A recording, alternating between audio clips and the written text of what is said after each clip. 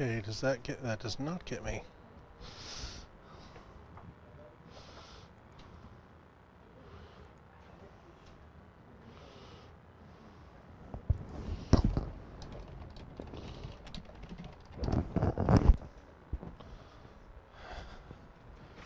And the camera's being dumb.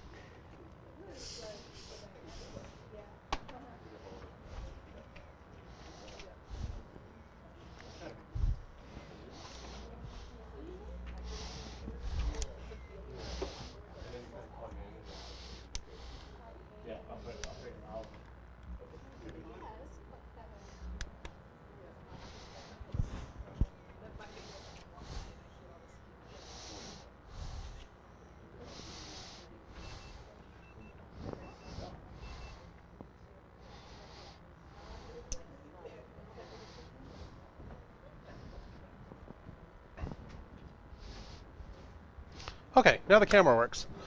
So good morning, Vancouver, and good morning, Calgary. You guys haven't met me yet, and you may have been happy about that for the past 2 days. My name's Don Burks. I'm head instructor for web here in Vancouver. A little bit of my background. I've been a web dev for 20 years. I've worked for companies like Microsoft, Metro Lyrics. I've done 12 startups.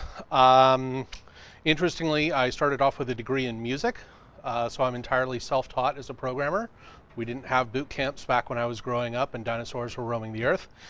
The quirky fact I'll give you is I really love the idea of like biohacking and enhancing the human body. So I have an RFID chip implanted in my hand, and I'm going to try and get it to work with the door, so I'll just be able to like swipe my hand at the door and be able to go through. That's my project for next week. I will eventually learn all your names. I'm usually pretty good with names, but I wasn't able to be here on day one because I was traveling in New Brunswick. One of the things that Lighthouse does is we have a contract with the federal government to deliver training to teachers, school teachers across the country, teaching them how to bring computational thinking and coding into the classroom. So I was in Miramichi, New Brunswick, doing a workshop on Monday, so that's why I wasn't able to be here for your day one, so I do apologize for that. That being said, so good to see that you've gotten through 2 days of boot camp and you still came back, so that's always a very good sign. Want to dive in today, and I want to talk about objects because they're kind of everything with what we're going to be doing. And in the process, I'm going to get to go through some of the things that I like to cover in week one as far as the fundamentals of programming, and introduce some ideas that will help you from now all the way through, well, pretty much until the heat death of the universe. So let's start off with a basic question. What is an object when we're talking about code? Yeah. It is a structure that contains data.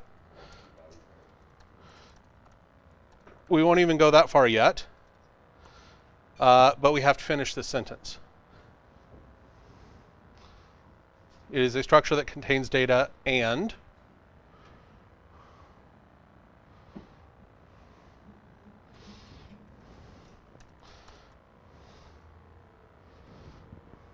starts with M. Methods, yes. And the methods, if I could spell or type, to act on that data. Objects are always two pieces at the same time. We have to think of it as this bundled, entangled thing, a single unit. And this is usually the concept that gives people a brain cramp when they start working with objects in code, is that this is a single unit of something. And what that something is can vary. We can think of objects based on what names we give them. So if I have a user object, that object probably contains data related to a user. So I would have things like a username or an email address and a password and whether they're an admin or not. But I would also have methods to be able to act on that data. At a basic level, every object has methods to get and set the data on the object. So let's just write some JavaScript here. I'm going to objectify myself.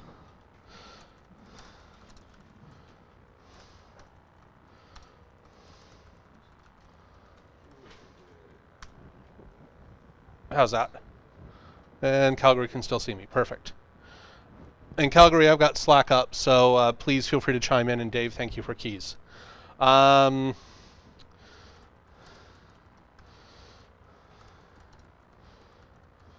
Why not? So I've got an object.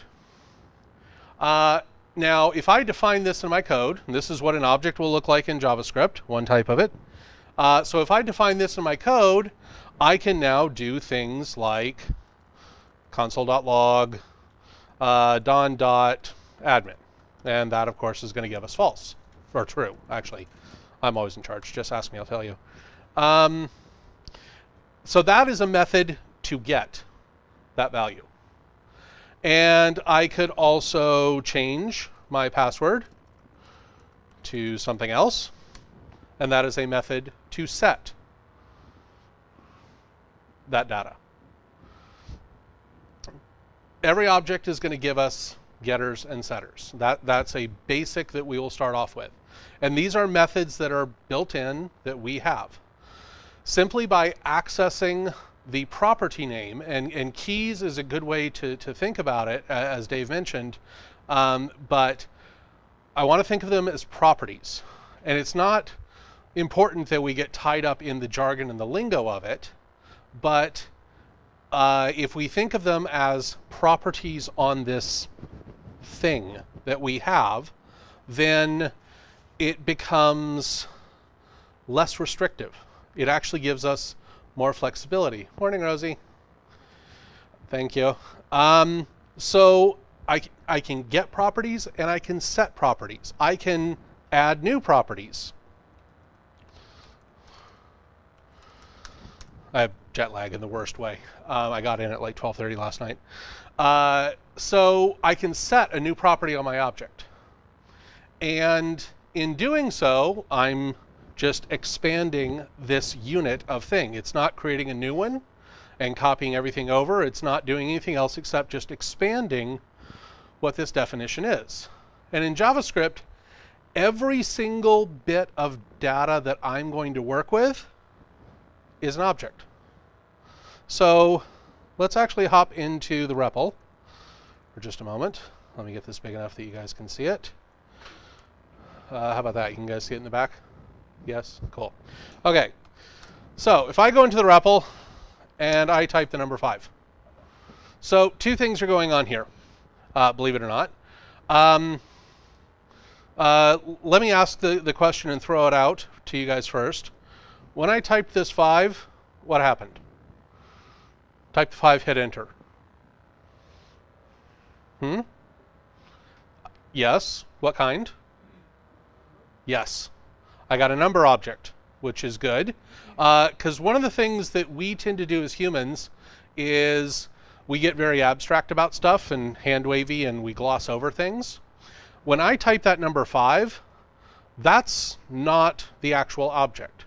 That's the syntax that JavaScript uses to create a new object. If I type the string cat, that is the syntax that JavaScript uses to say, oh, I need a new object that's a string, and its value is going to be these 3 characters. So if we think about that, then if I take something like our standard definition of X, there's actually a few different things going on there. Var, obviously, creating a new variable for us. We're going to name that particular space in memory X. We're going to use the equal sign, which is the assignment operator. And then we're going to give it the syntax to create a new number object. And that assignment operator is going to take that new number object and stick it in memory for us. So this is actually just syntax. It's an instruction to JavaScript to give us that object back. So what happens if I do this? Anyone know what toFix does? Yes, decimal points, and especially if I give it, oh, really? Fine. How about this one? Oh, it's really, this is not my morning. Let's do, is it like that? It likes that a lot better. So I have to be explicit and tell it it's a number, and toFixed gives us decimal points. So I have to be explicit and tell it it's a number in the REPL. If I was in JavaScript, I would be able to get away with that. Yeah, so in doing this, that tells me that there's other methods built into JavaScript. So what a language does, what we call a programming language, is defining some data types and deciding what methods we're going to pre-build on those data types. So it's going to be an object in most cases. And what is that object going to be able to do? What are the properties? What are the methods that we need to be able to have? For example, if I create a list, really complicated list here. That's an array object that has a property of length that I can access, which, if we really want to dive down into us, tells us that the dot is the property lookup operator, which is kind of cool.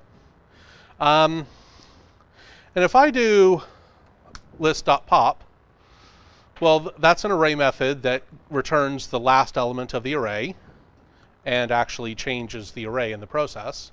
So it pops that last one off and resets the array. And when we're accessing this, there's actually two different things going on here in this one line of code. And it's not the returning the last one and resetting the array. So if we're going to count those as two things, there's actually a third thing going on, but it's in this line of code before any of that happens. And here's where we get to dive into JavaScript objects and learn something really cool. What happens, what do I get back if I just do that with no parentheses?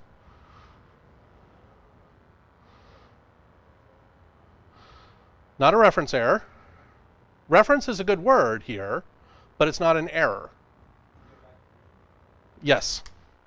If I had a stack of virtual cookies on my lectern, I would throw one into the back of the room.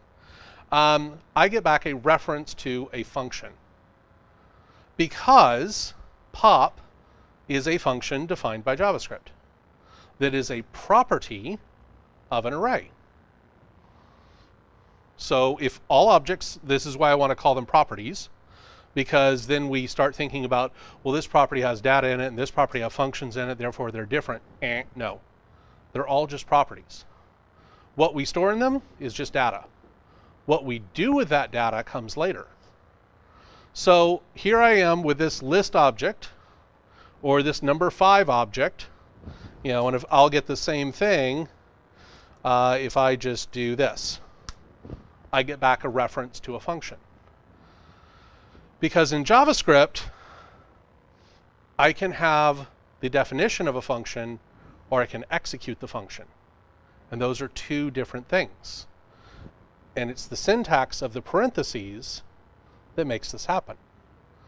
So the difference between this line of code and this line of code is that this one is just me taking advantage of JavaScript's ability to look up a property. Just like I did list.length. I went and I said, hey, you have a property on you that's got something in it. I want to get that back. And JavaScript said, cool. I looked up pop, and in there I have a function. And I'm like, awesome. That helps me. Because now I know that I can do list.pop and then continue on by putting parentheses on the end of it. And now if I get that function back, parentheses at the end, invoke that function. So that's kind of cool. So now I can keep working with this and do cooler things. For example, I can do list.pop.toString. And this gives me back the string 3. Because here's what happened. And I wish I could cover this in a way that would make sense for Calgary, so I'm going to do it with highlighting. First thing that happened is we looked up list. List is a variable in memory, has an array in it. In fact, I can access it. Right now it's only got 2 things in it because I keep chopping stuff off the end. So first thing we did is we looked up list. JavaScript went to memory, said, yes, I have something stored in list. It's an array, and it gave me back that array. And then I said, okay, dot. I want to look up a property on whatever you gave me back. Cool. What property do you want to look up? I want to look up the pop property. So we went from list to list.pop. So now I'm looking up the pop property on this array. And JavaScript gave me back a function, because that's just the getter built-in method for an object. And then once it gave me that function back, I said, okay, cool. What I want to do is I want to invoke that function. So I added the parentheses. That's the syntax that tells JavaScript, hey, run this function that you've got. Or take whatever I'm giving you and try and run it as a function is really what I'm telling JavaScript. And JavaScript said, cool. I gave you a function back. You want to run a function. I've done what you asked me to do. So it popped off the last thing. It returned that to me. And in the background, it reset what list was. And because it returned that thing to me, that's when I got like a number 3 back. Well, it's a number object. So I want to look up another property on it. I want to look up the toString property. So I had the number 3 dot toString. JavaScript said, cool, I will go look up that property for you. Hey, by the way, I've got a function there. So it returned a function to me, and I went ahead and said, great, please run that function. And it did that and returned to me this. So that is me taking advantage of the fact that these properties are there. If I use the dot operator, I get to look up these properties, and whatever comes back is another object that I can just continue to work with, which is great, because if it's a function, I can run it. If it's something like list.length, well, that's going to return a number to me. Ta-da! Like if it was toString, it gives me a number back. And then, I could go one step further, and I can get the length of that. And that's just continuing to extend the same thing. List was the array 1, 2, pop, ran the function, gave me 2 back, converted it to a string, which we never saw. That's okay. That string, I then wanted the length of it. Length of that string is 1. So ultimately, all I'm doing here is a chain of looking up properties on an object. That's all it is. It looks like some big string of fancy code when you first look at it, but if you can decompose it down into its pieces, really all I'm doing is just continually looking up properties on objects and going, oh, well, this one's a function, so I'm going to run it.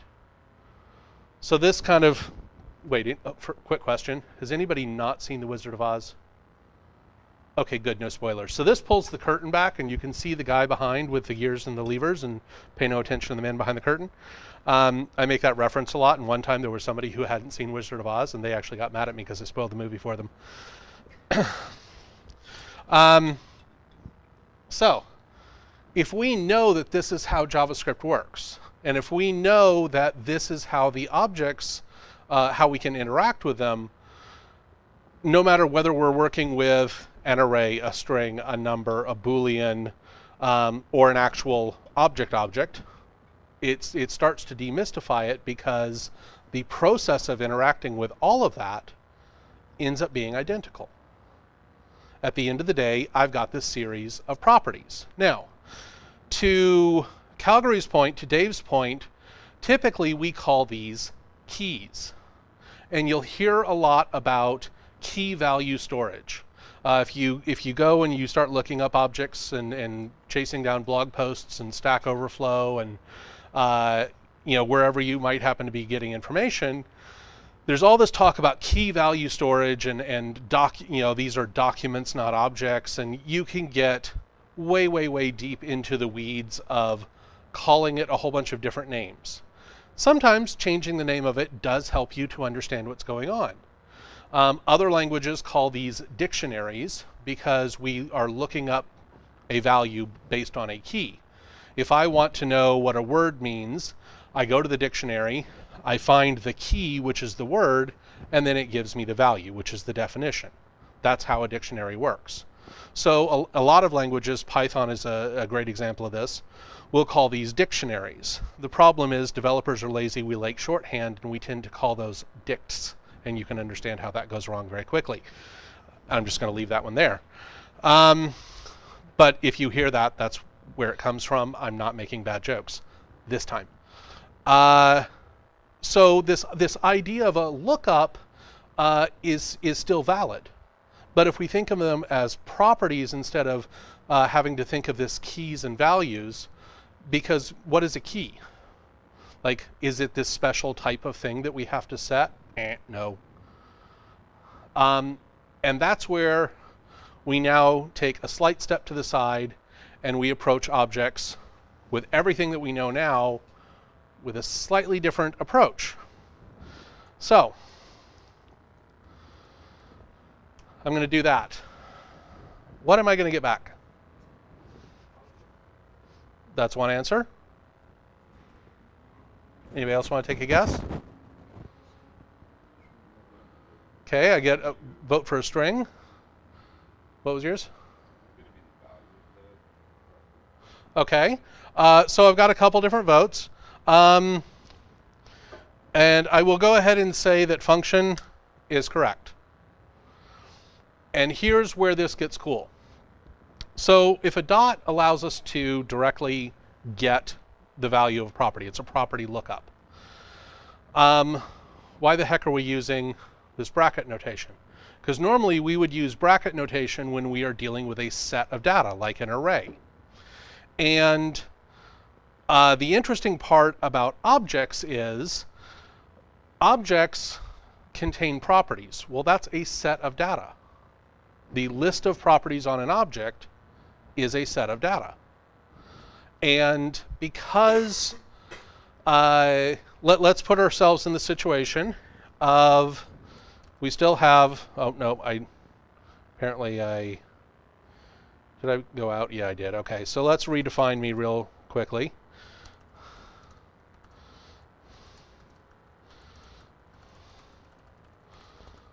We'll just do that.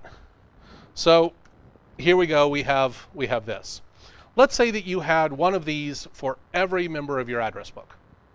Every person in your address book had an object associated with them. And so I'm going to build myself an application that allows me to look up people in my address book. And so it's going to probably start off and ask me a question like, who do you want to look up? And so I'm going to say Don.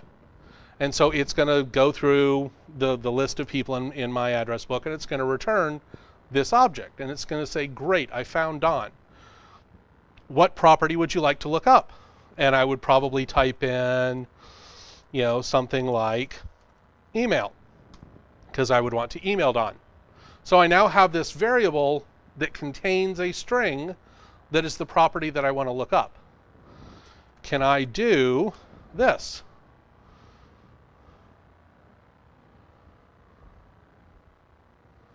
Okay, all those in favor of yes. All those in favor of no. All those too chicken to raise their hand. Okay. The answer is no, I can't. The reason I can't is because the dot, when we are using the dot to look up a property, there's no evaluation going on there. This is looking for a property named property. So I don't get to take this piece here and treat it as a variable. Absolutely. So I can access the value that's stored in property this way because it's a variable. And so if I type that into JavaScript, that's the syntax to tell JavaScript, evaluate this, go and see if you can find something named this, give me the value back. But if I do Don.property, Don, it knows exactly what that is. That's another variable. It's going to go to the memory. It's going to look that value up, return whatever it is. And it's going to give me that back. And now what I'm saying is, I want you to look up something on whatever you give me back. The problem is, this is taken literally. The property name in this case is not going to be evaluated as a variable. So I need that flexibility of, being able to look up something without necessarily knowing its name ahead of time. And if I do this, I get back undefined because it doesn't exist. But if I do this, ta-da, that works. So by putting it in the brackets, now I get to evaluate what that is. And it's exactly the same way if I had, the most boring for loop ever written.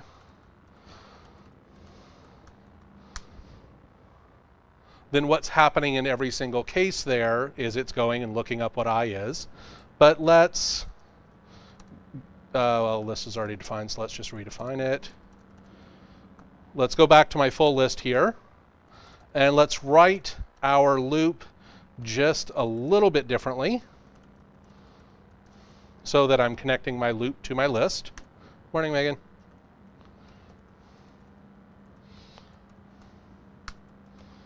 So here, what I'm doing on this line of code is I'm saying each time this loop runs, I want you to go to list, which is an array, and I would like for you to look up the index specified by I, which means when I put something inside those square brackets, I can now evaluate it. And of course, when I do this, we get back what we would expect. Because of course the list is 1, 2, 3, 4, 5, and we did 0, 1, 2, 3, 4. By the way, don't ask how long it took me to remember how to do 0, 1, 2, 3, 4. That messes with your brain. It was my drunk party trick. Never mind. Moving on. So this does what we want it to do, and here's the interesting piece about this. The index is now associated to the value, right? Well, I can now say that this is associated to the value. So we actually tend to call this type of access associative arrays. And you'll find that a lot in other languages. Like PHP is really big for this. There's a couple languages that have these, where we're able to use an array-like syntax to associate one value, a property name with a value.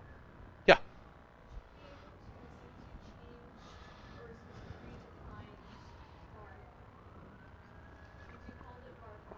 Yep.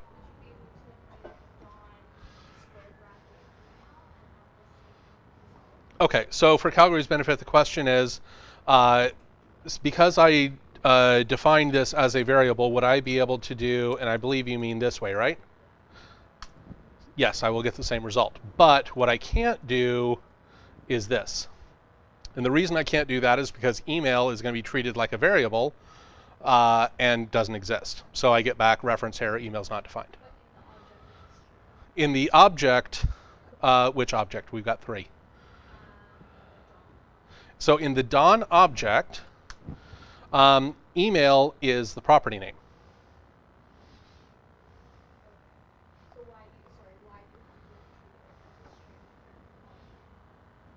Excellent question. So the question there is, why do I have to treat it like a string when I'm calling it here? Because I need to tell JavaScript, in this case, which property I'm looking for. And because I can't do it this way, because JavaScript would look to evaluate that and treat it like a variable name, I have to have another way to pass that data. And here is where a cool thing happens that I will tell you this and you'll go, okay, yeah, that makes perfect sense. And then you'll promptly forget it. And like 2 weeks from now, you'll have that aha eureka moment where the light bulb will go on. It might be a candle, it's okay. But you'll have that eureka moment where you'll be like, oh my God, I get it. The reason I need to do it as a string here is because I'm giving JavaScript some data that I want it to work with. This is not data. This contains data. So if I want to give JavaScript data, I have to use a syntax like number or string or Boolean or something like that, where I'm defining data. And that seems like such a silly, well, duh, of course, thing. But I promise that will get really important later on, because that, once you kind of internalize that, that's when you really start to build this cool relationship with whatever language you're working with, where you're like, okay, I understand what you need. Like, you have your needs, I have my needs. Let's work together. And so, you know, because otherwise you have a conscious uncoupling. But, sorry. Yeah, in this case, I had to give JavaScript some data to work with, to tell it which property I wanted. So I needed to give it that data in a format it would recognize. I used a string. Does that make sense? And that also explains, because we know about the evaluation, why I don't do this. Because this is just like, what's that for? WTF. Yeah, I can't do that because that's not evaluated. If it was, then this would make perfect sense. Kind of. It still looks ugly. But if I just want that property and I know the name of it, I can use the syntax to access it directly. But if I need to tell JavaScript which property I want, that's when I'm going to use data. That was an awesome question. Cool. Okay, Calgary's still quiet. Do you guys have any questions about anything I've talked about so far? Yeah, you first.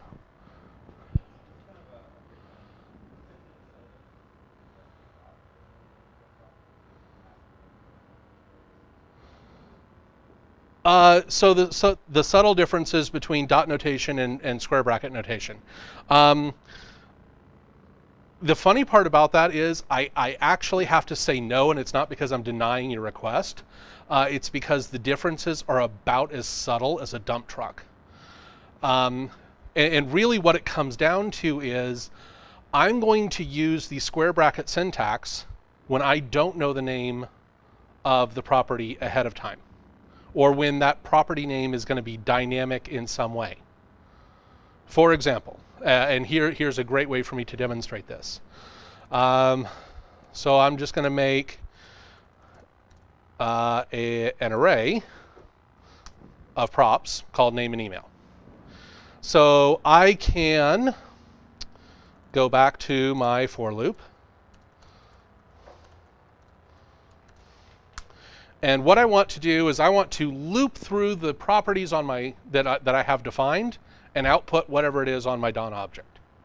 So I would say here, Don props I. Have to get square brackets right.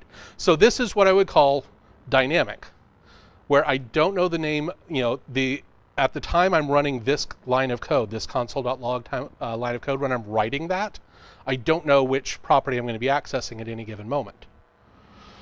If I don't know that, square bracket notation. If I do know that, 100% dot notation. And then this does what we wanted it to do.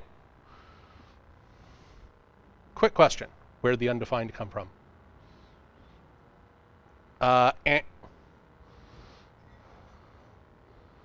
Good guess. You're close, but no. Nope.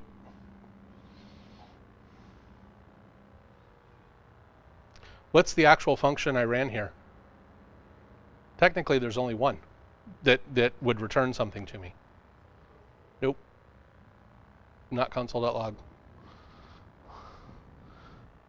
Ryan, great question. I'm going to cover that after the break. I like where you're thinking, though. Ryan asked, can you store functions in an associative array for later execution? So yes, short answer, yes, and keep that thought for after the break. But yeah, for this one here, what's the function I ran that gave me undefined? Give you a hint. It starts with F. 4. This is the for loop. That's the return value of my for loop. Yes, console.log does return undefined.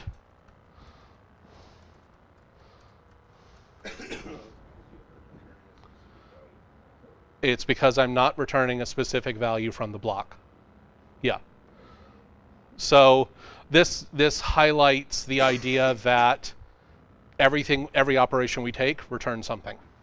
And actually, one of the things that tends to, in my opinion anyway, you can take this for what it's worth, the paper it's printed on, one of the things that defines the line between a hobbyist programmer and a professional programmer is that a professional programmer spends an actual fair section of their time building code, managing the return values of the functions they run. And thinking about, well, I'm going to run this, that's going to return this, and then I'm going to be able to do this, kind of like what we did with the list.pop.toString. That's me managing my return values and continuing to work with them. Otherwise, I would do like list.pop and catch that in a variable, and then take that variable and run toString on it and catch that in a variable, and then call .length on that. Very different kind of coding, and it works. Don't get me wrong, and I will always say working code is worth more than pretty code any day. Working code ships. Pretty code, at the end of the day, just looks nice. If it's pretty and doesn't work, you're still out of a job. But yeah, hobbyist programmers don't tend to have that awareness of what the difference is between what it's outputting and what it's returning, and they're only able to think kind of one operation at a time. And so as you are maturing as a developer, you'll see your awareness start to change in terms of, well, I ran this and I know exactly what it's going to give me back. I know what it's going to output and I know what it's going to give me back. So that's an important point there, and something, especially when I'm working in the REPL in the first week with a new class, I like to point that out because even defining X, undefined is the return value from var. That's the operation I ran, was to create a new variable. So I get back undefined because that's what it does. Whereas if I do, something like that, the return value is going to be the result of the operation I did, which was the multiplication. So your return value is always based on whatever the operation is that you actually did. And that actually helps you in terms of debugging. So let's go ahead and take our break now, take a 10-minute break. And when you come back, I'm going to get into Ryan's question, which is storing functions in objects. And then also we're going to look at objects inside of objects inside of objects, et cetera, et cetera.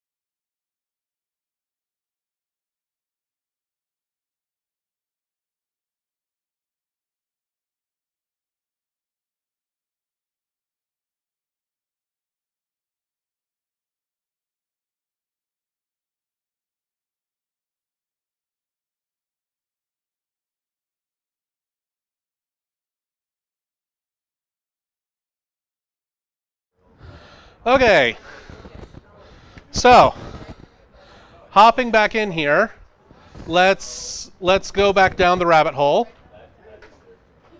And so now what we're going to do is I'm actually going to exit this and start a new session so we get all new variables. That was the Etch-a-Sketch there. So now what we want to do is we want to follow up on Ryan's question from Calgary earlier, which had to do with us defining functions on objects, because it's great that JavaScript gives us all these built-in ones, pop, toFix, toString, et cetera, but like when I had the Don object there, I defined the properties of name and email, but those were just static. They were holding data.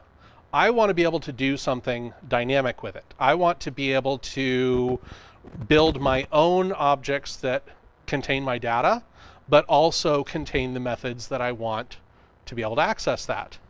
So I'm going to make a new Don. I was getting bored with the old one anyway. They always tell you to reinvent yourself, right? So here we've got name and email. And now let's make a function called say hi.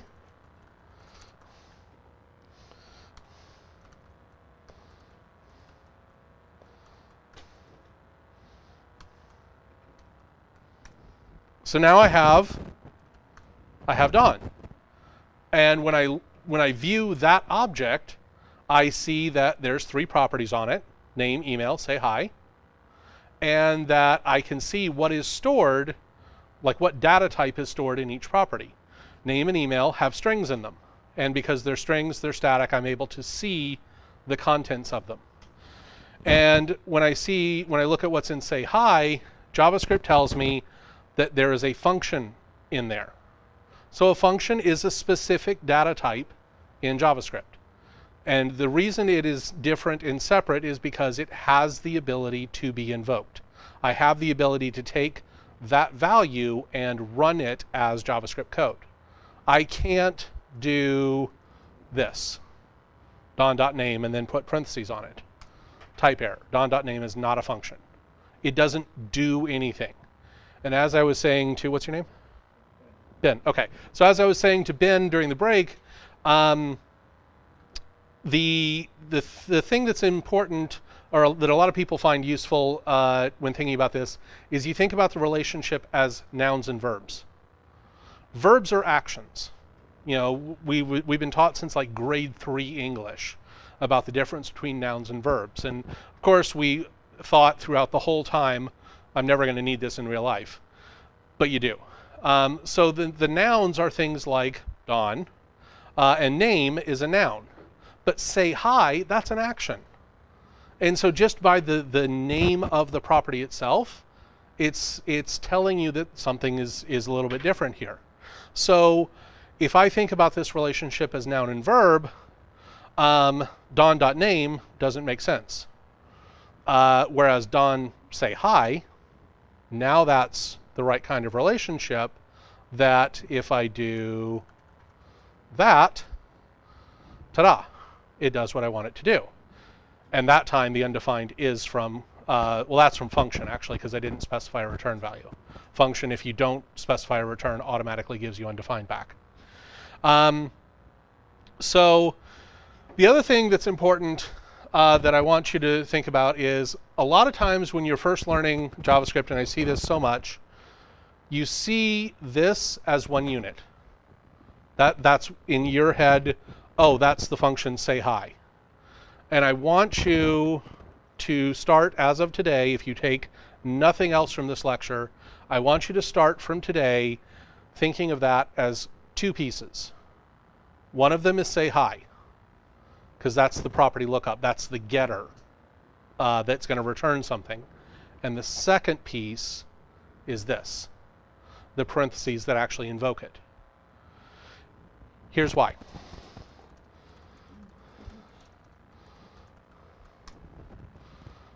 So I created a variable called save for later. And what I did was I assigned to that variable the contents of don.sayhi, but I did not run that function. So now, if I look at what's in there, it's a function.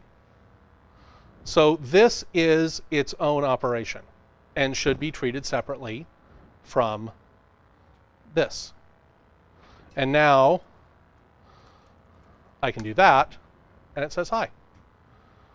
So I've taken that function reference, and I've just saved it as an object. So if you were to compose that function as you assign the variable, that variable gets assigned a value or what? And by the way, I'll send all this code out. So the question is, if I was to run the say hi function at the point where I assign it, would the save for later have what's your hypothesis? The value of so save for later would be high instead of the value. Okay, so your hypothesis is that save for later would have hi in it as opposed to the function definition.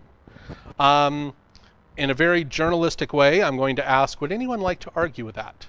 Would anyone like to propose an alternative for what is going to be in save for later if I was to do this exact same line of code, but in run say hi?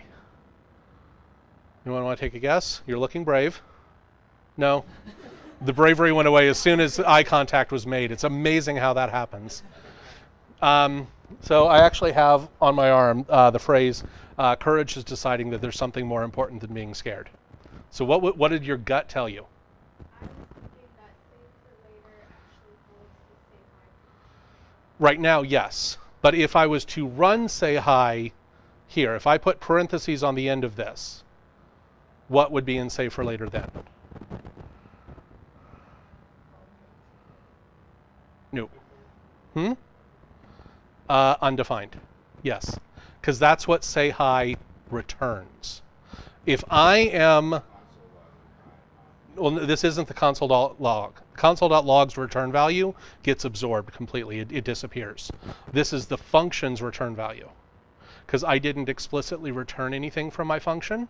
So therefore, JavaScript by default has to return something from running that function, so it gives me back undefined.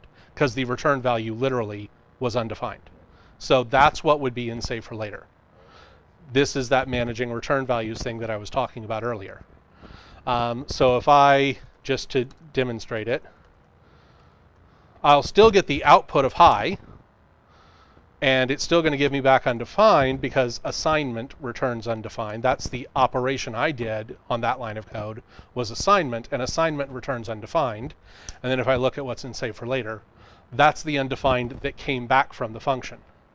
So this undefined is different than the other undefined, which was totally different than the one that we were talking about with the console.log. Is everything clear now? Totally. Okay. Welcome to JavaScript.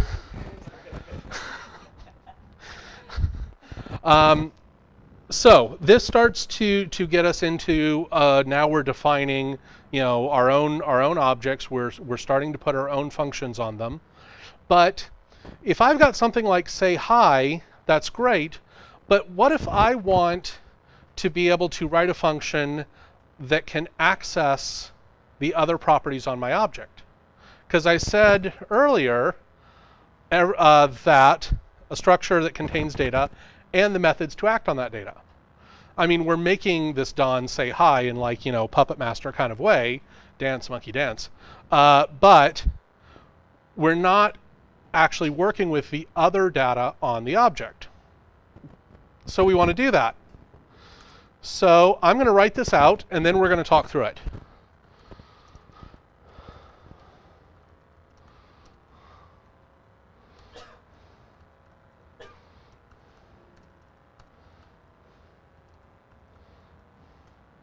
Oh, really? Let's try that again and actually type it correctly. There we go. So, I'll copy this so that we can look at it. So here we have a function. Inside that function is just a console.log statement. But inside the console.log, we're doing a couple things. we've got this string says hello that's formatted so it looks nice. And just as a side note, I'm always going to take time with something like formatting that string, because even though I'm just doing a simple REPL command line app, I'm still in the mindset of a developer building a product. I haven't actually covered everything that you guys got on day one yet, but one of the things that I always talk about is how I want to set the expectation that as developers, you don't get hired to code. No one ever hires you to code. That's not what we get hired for. There's not an HR department or a dev company or a studio or anywhere that's ever going to hire you just to write code. That's academic. You're always going to get hired to build and support products. So even if I'm just working on something on the command line, I'm still going to take care with the output, because I'm in that product mentality. I'm thinking about, if this gets output to me, how would I as a user want to see it? So that means taking care with things like formatting and carriage returns and little things, putting a space in between stuff so it doesn't look weird, and just trying to take care of stuff like that. So that's why you will see me do things that way, and I encourage you to adopt that mindset, because that way when you go and start presenting yourself to companies, you're presenting yourself to companies as a developer who gets what the user wants, and why the code that you're going to write to build and support the product matters. So that aside. So we've got this string formatted nicely, and then we have literally this. So let's start a lively debate. In Calgary, please feel free to join in. What is this? Okay, so we've got one that says it refers to the parent object. You look like you want to jump in. You almost wanted to jump in. Okay. Yep. That's closer and better. I like that one. It refers to how it's called.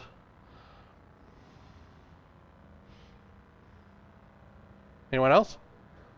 We're splitting hairs at that point. That we're getting semantic, without actually winning any points. The good news is you're all mostly right. Got a couple coming in from Calgary. I want to see what they say.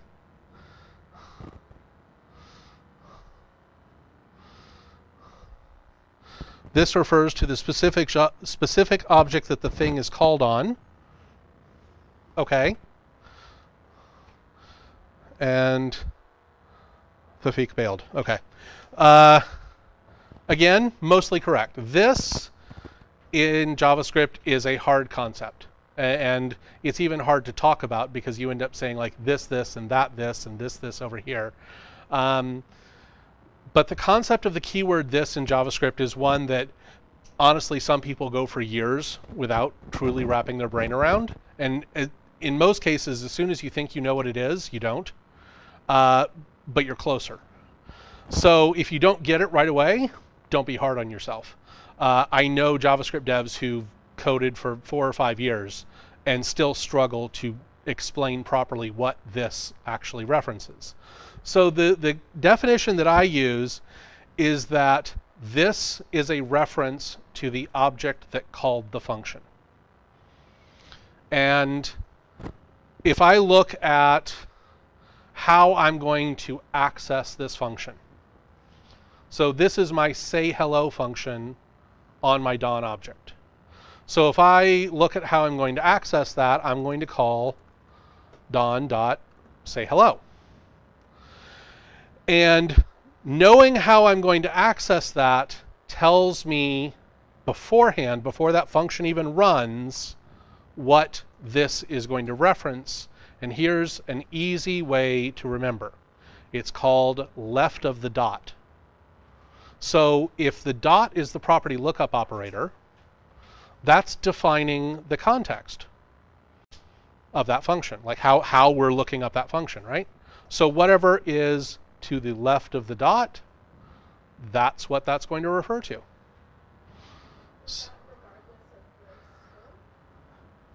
Is that regardless of the scope? Yes. So say that function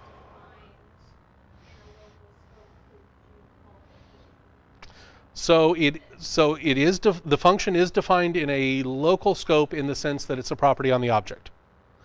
And even if I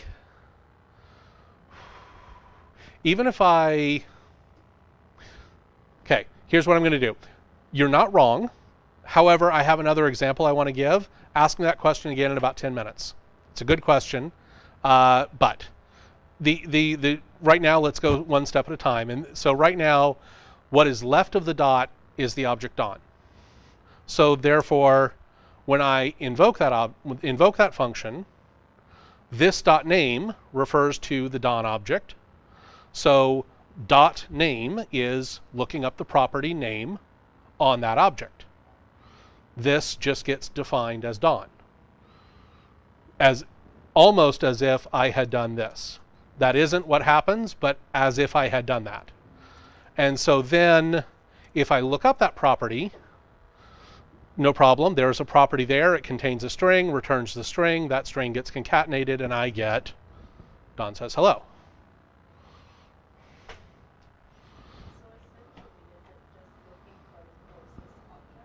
It is not looking for the closest object. It's looking for the one that ran the function. So in this case, the Don object is actually the one running that function because we called it as a property of that object. If I do, let's do this.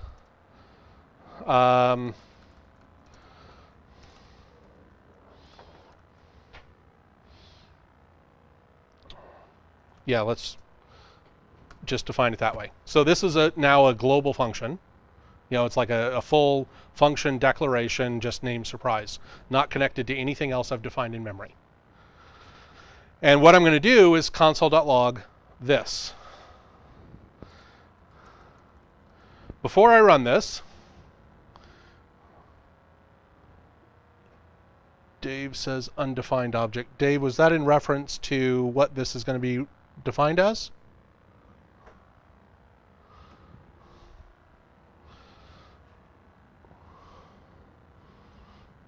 Oh, that was right after what Ryan had said. Okay, yeah, got it. Perfect.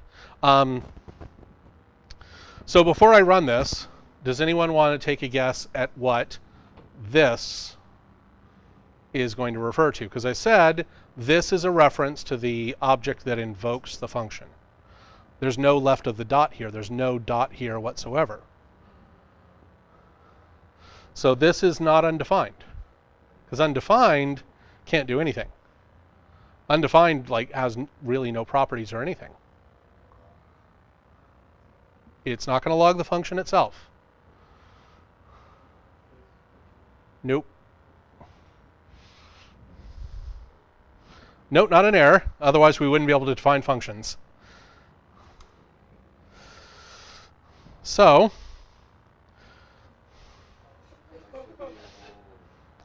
this is the global object. Whether I'm in the REPL or not, let's just say I'm making a JavaScript file and running node space and the name of that file. All of the functions I define in the top level scope, all the variables I define, become properties of global.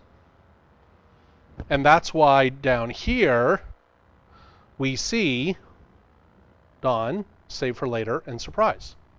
They are now properties that have been added to the global object, because the global object technically is just an object that has properties on it. And all of my JavaScript functions, we see things like set interval, set timeout here, but all my built-in JavaScript functions, even console.log, technically that's global.console.log. But if I don't specify something left of the dot, then the assumption by the JavaScript parser is that we are looking for something in the global context. So technically, global is what ran surprise at that point. That's why it was a surprise. Ta-da! Jazz hands. So yeah, the word this is both devilishly easy and devilishly difficult, because you have to think at all times, Where is this coming from? So now let's muddy the waters just a little bit more, because I just like confusing people. So we've defined this surprise function that just does a console.log of this. So what I'm going to do is I'm going to add that as a property on Don. So now Don has the function surprise on it. And I'll make a function, or I'll make an object for Joel.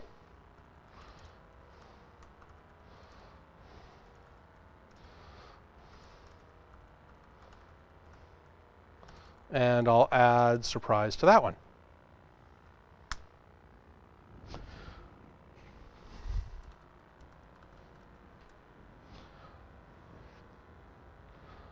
All those who think global will get logged out. All those who think Don will get logged out. All those who are so totally confused your eyes are bleeding. Okay. I like honesty, I'll take it. We get Don, left of the dot. Even though the function was defined in the global scope, Don is the one running it now. So Don is this. Bless you. I'm allergic to it too. And similarly,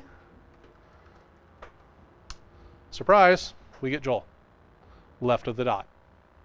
So even though the function's defined in a global scope, I added it as a property, I basically copied it as a property onto Don and Joel, and then I ran it with that object running the function instead of global. So,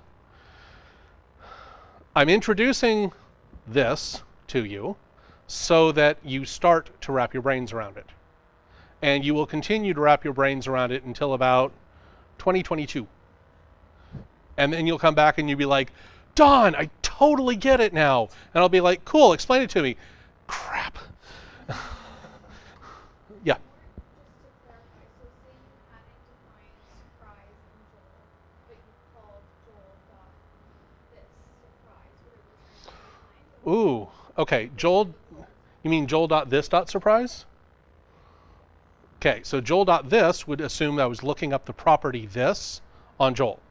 Doesn't exist. And I would get told that surprise is not a property of undefined. Right, yes. So this is not a property of an object. This is a special variable given to us by JavaScript inside of a function. The concept of this only exists inside of a function. So it's not a property on an object. It's not a function I can run. It's a variable that's given to me automatically, predefined as soon as I have a function by JavaScript. What it's defined as is the object that ran that function. So, have you seen Harry Potter movies? Yeah. So there was, I think it was in the first or second movie, there was the tankard that would that was in Dumbledore's office that when you drank from it, it was whatever your favorite drink was. The contents varied depending on who was holding the tankard, right?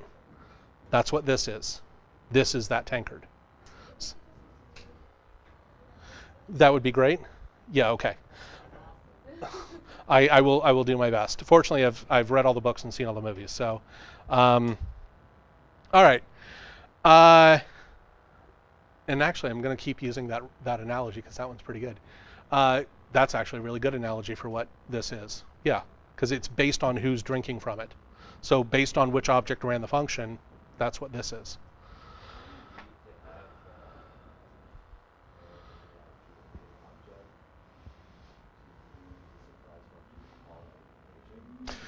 Good question. So the question is, do I actually have to have it defined as a key value pair in, like, you mean like in the Don or the Joel function, to call surprise as that object? Short answer is yes. And the reason I'm saying short answer is JavaScript gives us some methods. .call and .apply are the ones that I'd be talking about here. There's actually .bind, .call, .apply, which can be used to call functions as other objects, but they're out of scope of this lecture. So in order for me to do it the way I did it here, 100% I have to define a property on those objects to do that. When we get way down the I'll get there, Ben. When we get way down the road of some of the crazier things you can do with JavaScript, then we can talk about how bind, call, and apply work that give you the ability to effectively change what JavaScript is going to set this to. But it's out of scope for right now. Like, that's you haven't learned to use a slingshot yet, and we're handing you a Barrett 50 cal. So this, just this, yeah. So wouldn't it just then console log the original object? Which is what it did. Yeah, but you also have inside the object the key value pair of the function. Right. So if I call don.surprise, Yeah. I mean, because that's defined on Don. Like I set don.surprise equals surprise. Yeah. So I added that as a key value pair, and so therefore when this, in this case, which is Don, gets logged out, it shows me all of the properties on that object. Yeah. Console.log this and console.log Don in this context are identical. So it wouldn't work if you did massive. Correct. Yeah, so if I make a new object for KV, who's probably laughing at me right now,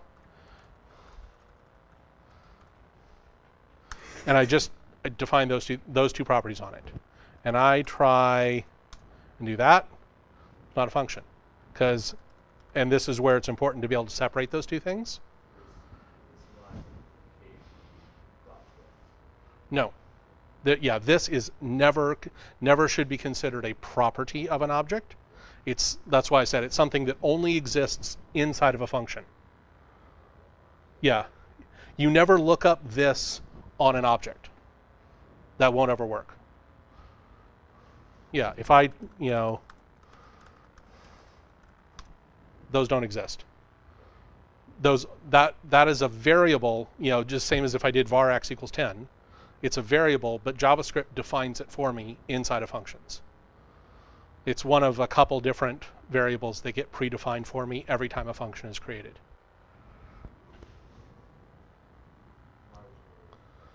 Yeah, and like I said, I'm introducing that to you so you can start to chew on it, because it will take a while for it to really kind of marinate and settle in. Because really, with something like this, you have to use it and break it and console.log it a million times and challenge your assumptions and see whether you were right or wrong, and if you were wrong, figure out why. Until you've gone through that process, I can stand up here and talk until I am literally blue in the face and fall over, and you won't get it. It's not something academic. It's more intrinsic. Like it's almost something that you just have to learn as a habit. Like I can tell you how to tie your shoes all day long. Until you actually go through the motions, you don't know how. It's like trying to fly a plane by reading a book. Doesn't work. So I'm introducing the concept to you. I'm giving you enough of the academics so that you can start to explore it. But I encourage you to go and play with it, because then you will actually get the meat of it. Yeah. Cool. So, Ryan has a question. Can you call a function that directly returns the variable identifier, or are variable names mangled in JavaScript? For example, referencing the Don object itself to get Don rather than the name key for Don. So, okay, so what you're asking, I think what Ryan's asking is there a way that I can call, I think what you're asking, Ryan, is can I do this? Is that what you were asking?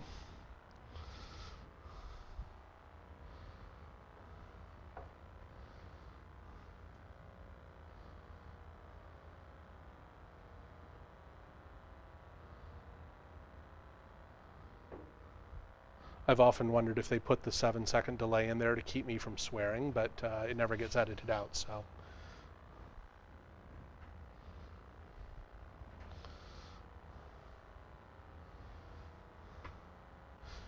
Because just to take this a step further, in JavaScript, there's obviously the object, because it's a data type, and it's got two methods, keys and values.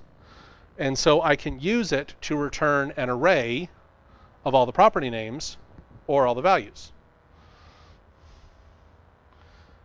Yes, I can declare var_don. So he's asking if you can declare a variable var_don.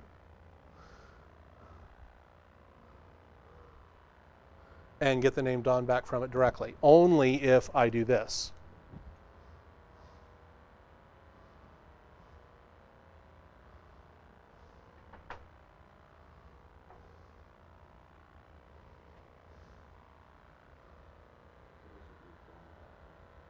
Well, yes, because what he's asking is there a way to declare this variable and get that value back without having to reference the name key from the object I have created? And the short answer to that is no. That is data that is stored inside the object. Yes, in some languages, variable names are mangled during runtime. In JavaScript, they are not, because we need to, because of the way it converts to memory addresses. The short answer is no, I can't do what you're asking. That's probably the easiest way for me to answer it.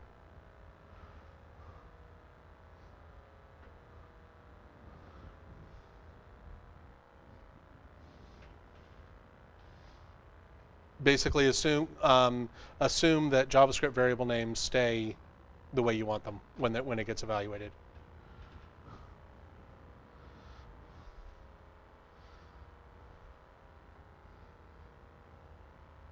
Cool. Okay. So last depth of the rabbit hole that I want to go down and see if we can find like a caterpillar with a hookah at the bottom here is I'm going to define a variable lighthouse that's an object, and I'm going to say the address is 401 West Georgia Street, and let's do the city is Vancouver, and then I'm going to make a variable called instructors that's going to have an array in it. So now what I have is what we would generally call a complex data structure. I have data types nested inside data types nested inside data types. And so one of our ongoing battles as a developer is, how do I get the data I want? So if I wanted the second instructor's email address in this particular data structure, I have to figure out what I'm going to have to chain together. And sure, I could break everything out. Like I said, I could, okay, the instructors is this, and then I'll get the second one and save that in a variable, and then I can access the email property. But I just want to do it in one line. One line is way easier, takes less memory. It's already in memory. Why should I have to make new variables to get it? So I'm going to start with Lighthouse because that's the thing that it's stored in, and I know that it's stored in a property called instructors. So I call Lighthouse, I'm going to get that object returned. I'm going to look up the instructors property on that object. I'm going to get an array back. I want the second instructor, therefore I want index 1 because 0, 1, 2, 3, 4. And then I want the email property of that instructor. Ta-da. And as a dev, this is a habit you will get better at as you go along. But it's something that you should practice, and I will give you one of the best ways to practice this, because ultimately what we're talking about here is the relationship of data, right? And how we store it. So typically you want to store your data the way that you're going to query for your data. Like you want to store things the way you're going to need them, right? So think about the kitchen in your house. And the reason I want you to think about the kitchen in your house is your kitchen is one of the best examples of a complex data store. So if we make a var kitchen, so we're going to make it an object.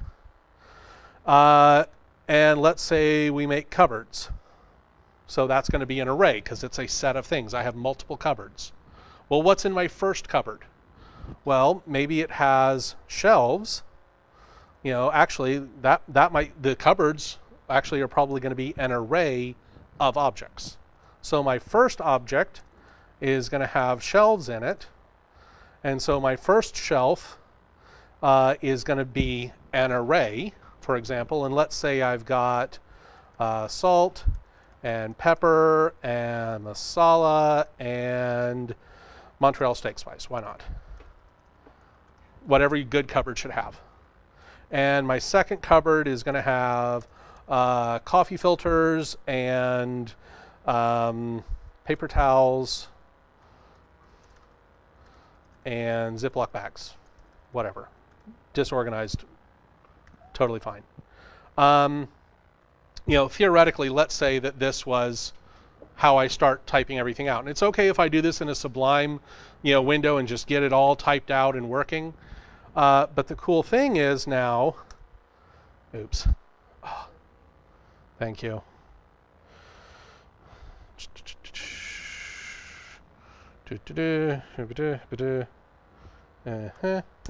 Right? Yes. Perfect. And so then I would want to ask myself, where's the salt? How do I get to the salt in my kitchen? So I know it's in one of the cupboards, and you have to think about how, if you had a guest at your house and let's say you were eating, I don't know, whatever, that needed salt, hamburgers, and they wanted to put salt on something, fries, and they're asking you, where do you keep your salt? Oh, well, it's in the first cupboard on the top shelf. Okay, now I can convert that to a lookup that I would then go and figure out how to plow through this complex data structure in order to get to what I want. So that would be kitchen.cupboard square bracket 0 dot shelves square bracket 0 square bracket 0 ta-da, first thing is the salt. So I can practice that using my kitchen. And I can tell you unequivocally that this is one of the best exercises you can do for yourself. Like if you're looking for a way to practice with objects and arrays and property lookups, here's the way to model it out, is to just, because everybody's kitchen is going to be slightly different. So what, I'm going to write down, what you're going to write down, what you're going to write down, completely different. But it helps for you to think about how the data is organized. And so I want to close off the lecture today with a couple of general principles for week 1 that I consider to be super important that I hope are going to help you guys. And the first principle is programming is us just talking to our computer. And that seems like a total oversimplification, but it's not. There's a reason we call them programming languages. It's because it's actually the language center of our brain which fires, not the math center. Everybody thinks programming is math, and math is hard, okay? But it's not math. It's a language.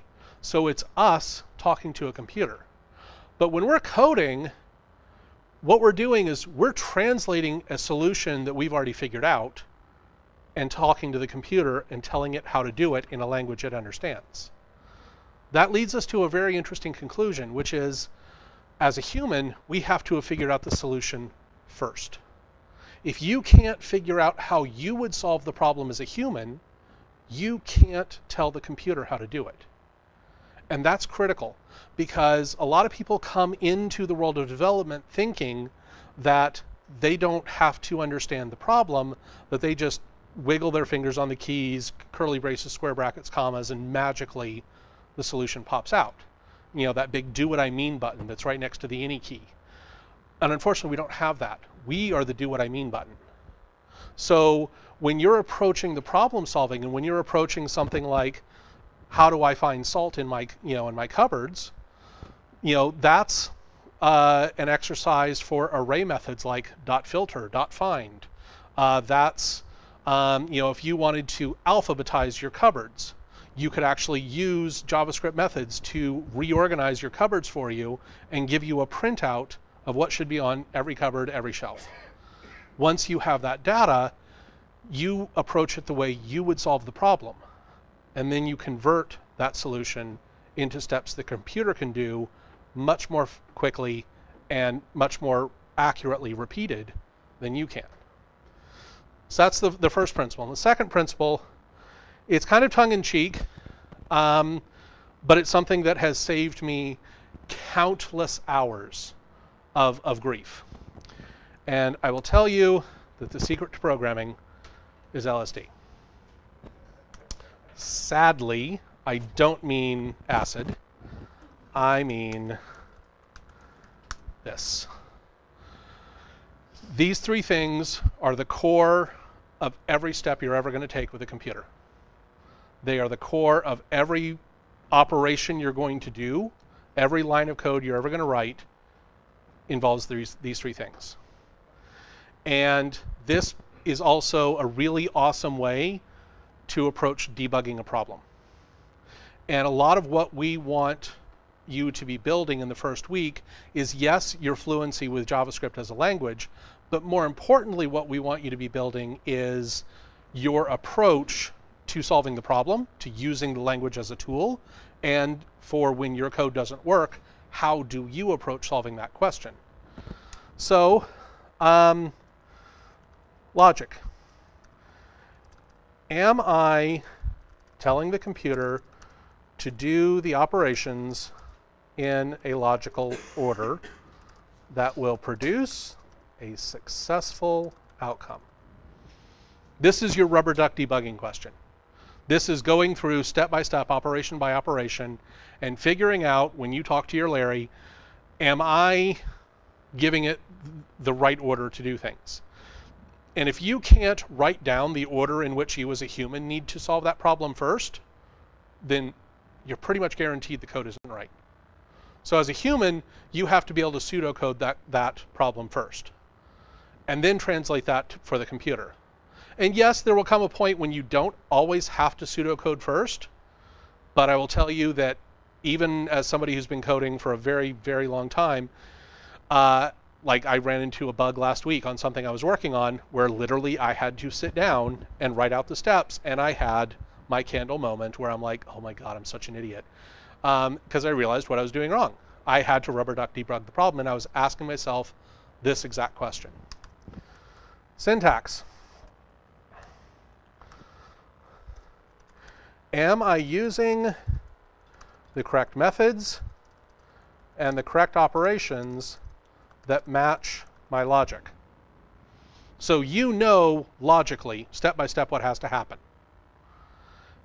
Good news is, once you figure out the problem logically, it doesn't matter what language you're using. It doesn't matter if it's PHP or JavaScript or Ruby or Python, Erlang, Haskell, whatever. Assembly language, binary. The logic stays the same. So now the question is, syntax-wise, am I telling the computer, like, have I translated my logic correctly to the computer's language that it understands? And if the answer to that is no, that's a quick Google. I missed a parameter. My comma's not in the right place. That's running ESLint. That's, Googling, that's going to the documentation. That's, even just throwing it on something like JSBin or CodePen or something like that and seeing what error you get back, or running it in the REPL and seeing what happens. That's actually the easiest part. Syntax is easy because syntax is Googleable. Last, data. And there's the main question here, do I have access to the data I expect in the format I expect?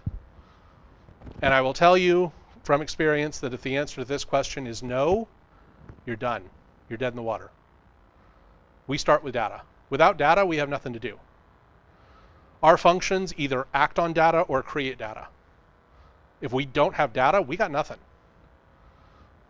If I'm doing 2 + 2, there's 2 bits of data in there. One integer and another integer. My operation is then that I'm adding them together, but I've got data that I'm working with. So this this debugging method, I can't even count the thousands of hours that this has saved me. And here's the interesting part. The data typically is the easy part.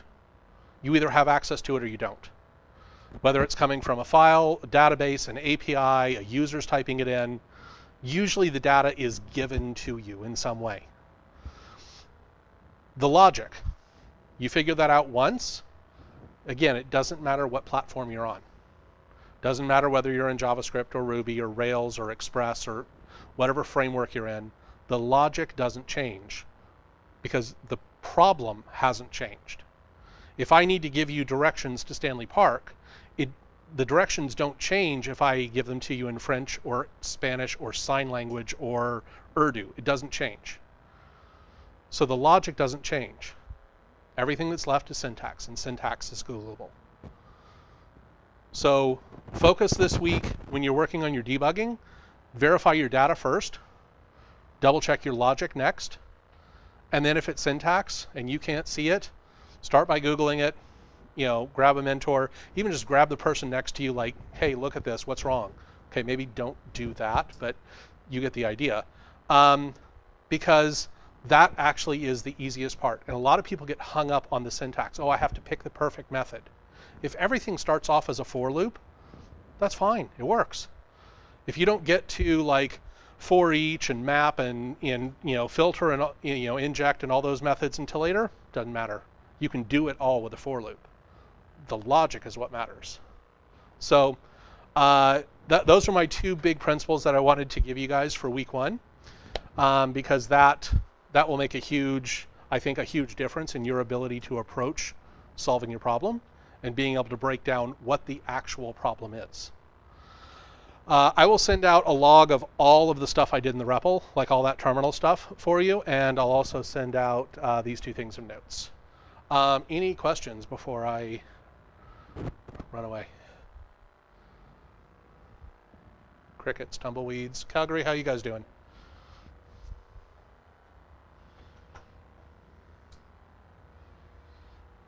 Give me your favorite emoji if you're doing okay.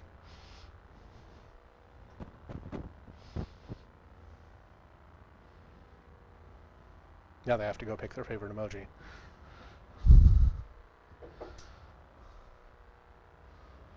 I get a thumbs up. I'm good with thumbs ups. Okay, cool. Calgary, even though you guys haven't met me yet, are there classes in JS? Oh boy. There is a class keyword. There aren't actually classes. Wait for week 5 and then you will learn all about classes in JavaScript. They're kind of a joke.